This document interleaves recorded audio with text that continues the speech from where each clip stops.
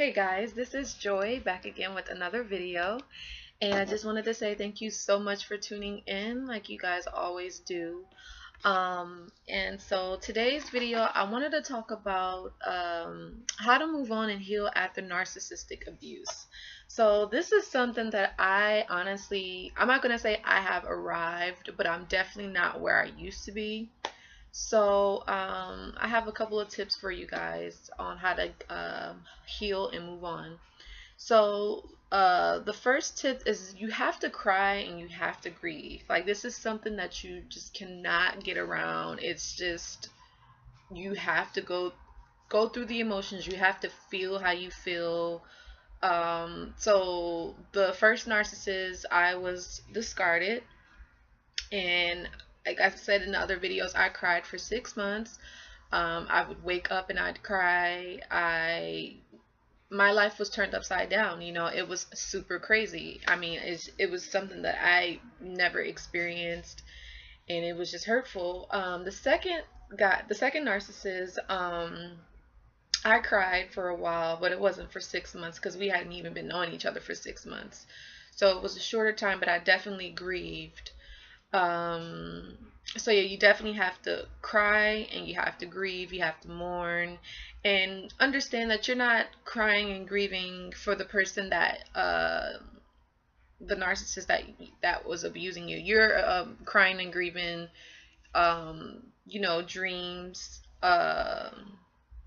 dreams that were destroyed, and also a person that wasn't even really there. Like, because narcissists, when they first meet you, they're putting on a front, they're putting on an act, trying to pretend to be the person that you need them to be, but that's not really who they are. You know what I'm saying? So yeah, so you definitely have to cry and grieve. The second one is you have to talk to trusted family and friends.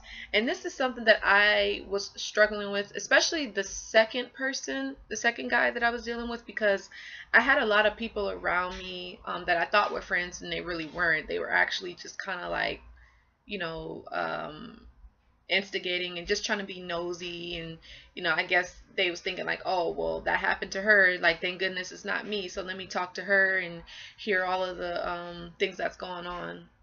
But they didn't really care. And the second guy that I was dealing with, that was a narcissist, he actually discarded me. I think it was like on my birthday or like a day before, which was very, very hurtful. Or I think I ended it around that time or whatever. But he had already kind of like slowly but surely was like kind of like uh, not hanging around me as much, and he just kind of left like gradually. Uh, but yeah, you got to talk to trusted family and friends, and this is important because your trusted friends and family, they won't judge you, they won't make you feel bad about what happened, they won't say like, oh well, are you sure this is what it is, or maybe you could have did something better, or maybe give him another chance, because that was the type of advice that I was getting. And the first guy I had, I was talking to a therapist, and that made it all good because I actually had someone to talk to and tell what had happened. But the second guy, like I said, I had friends, well, not friends, but that I thought were people that I could trust, and they ended up turning it back around and throwing it in my face. So definitely just make sure whoever you're telling, that you trust them and that they won't judge you. And then the third thing is talk to a counselor or therapist, and that's why I'm going to be offering you guys my services, so that way you can have someone that understands what you've been through, can relate, can not make you feel like you were a bad person, not make you feel like it was your fault, because it's not your fault. Narcissists take advantage of nice, caring, honest, courteous people. They target empaths in particular, because empaths are basically like the earth angels of the world. And I definitely do agree that I'm an empath, just saying. But yeah, so yeah, they target people that are caring and forgiving. And because narcissists, they're not going to date someone that's just like themselves. Like they can't deal with it, like that's just not like them. So yeah, so talk to a trusted counselor or therapist.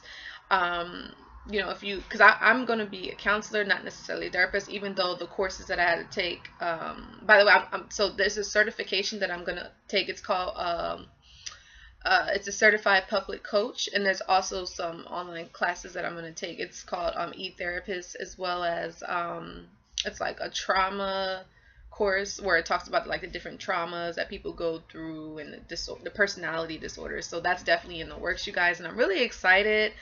I can't wait to start offering my services and start actually just you know, connecting with you guys and just hearing your stories and just being there with you, because being abused by narcissists has definitely made me more empathetic towards people, more understanding and compassionate. And when some people, when they come at me and they attack me and they have different things that they say about me, it doesn't bother me, because at the end of the day, I know who I am, and I know that I am a good person, and what someone else says about me has nothing to do with me and everything to do with them. And that's actually for another video.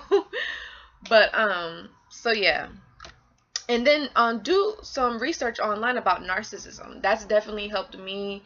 The first narcissist, I was just online typing in little things that he had did and things that he had said, and that definitely helped me out so much, because it made me understand, like, okay, it's not my fault, it's the person and what's going on with them, and nothing to do with me. So that definitely helped, but it also was still kind of hurtful, because it's like, why would someone do that to another human being? Just checking out my braid here, sorry. Like, why would someone do that to someone? And it's really, really crazy.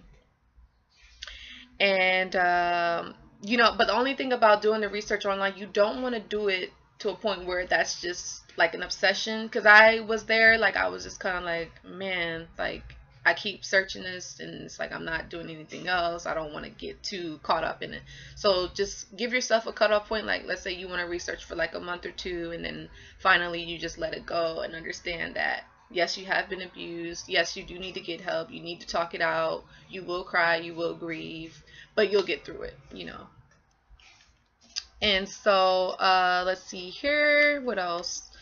And then don't contact the narcissist. Like, the best way to heal, to get over it, and I know it's gonna be tough, because you love the person that you thought they were. You don't love the person who they really are, which is a monster, someone that's evil, conniving, manipulative, and just, they're terrible people, you know, unfortunately. And you don't love that person. You love the person that they presented to you in the beginning, that was nice, that was kind, understanding, compassionate, and that's not who they are.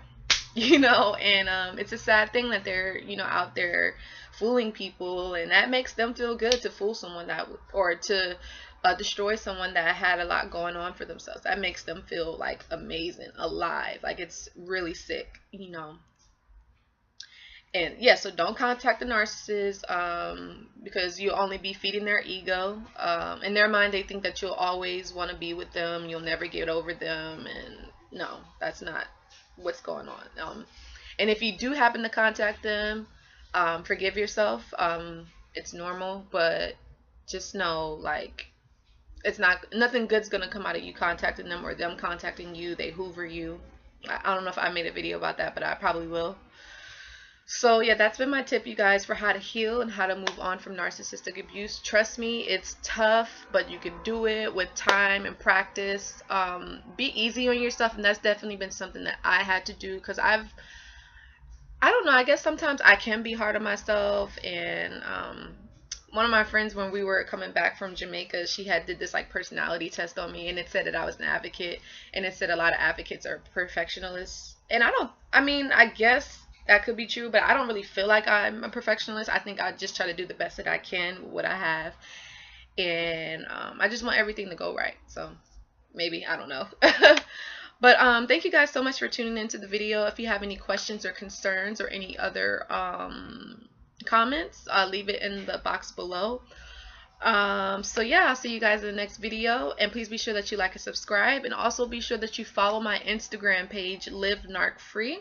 And like I said, I'll have my website up available and my counseling services up available. Okay, I'll see you guys in the next video. Bye.